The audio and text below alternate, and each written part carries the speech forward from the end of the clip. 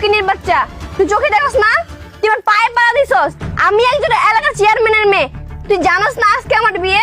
তোদের মতো ফকিনির কি বলো, বলার কোনো ভাষা নাই। তুই জানার পর তুই এই রাস্তা দিয়ে কেন আসছস, তাও আবার আমার পায়ে পাড়া দিয়ে চলে যেতেছস? দেখেন, আমার ভুল হয়ে গেছে। আজকে তো জুম্মার দিন, এই রাস্তাটা শর্টকাট, যার কারণে এইখানটা যাওয়া। আমার ভুল হলে ক্ষমা করে দিয়েন। আর এই রাস্তাটা যদি না যায়, আমি তো নামাজটা ঠিক মতো পাবো না। আর আপনার পায়ে তো আমি ইচ্ছা করে পাড়া দেই নাই। আর যদি পাড়া দিয়েই থাকি, যার কারণে ক্ষমা চাচ্ছি আপনার কাছে, আমাকে ক্ষমা করে দিয়েন। আমার মুখে মুখে কথা বলস? তুই জানাস না আমি চেয়ারম্যানের মেয়ে? তুমি ওকে কিছু বলতেছ না কেন? এই ফকিনের বাচ্চা, তোর নামাজ আগে নাকি আমার বউ আগে? হ্যাঁ, তুই নামাজ যাবি আর 1 ঘন্টা পরে যাবি, কিন্তু তুই এই রাস্তাতে তুই কেন গেছস? তুই জানোস না আমার বউ এখান দিয়ে যাইবো? তুই আমার বউর পায়ে কেন বাড়া দিছস? নাউজুবিল্লাহ।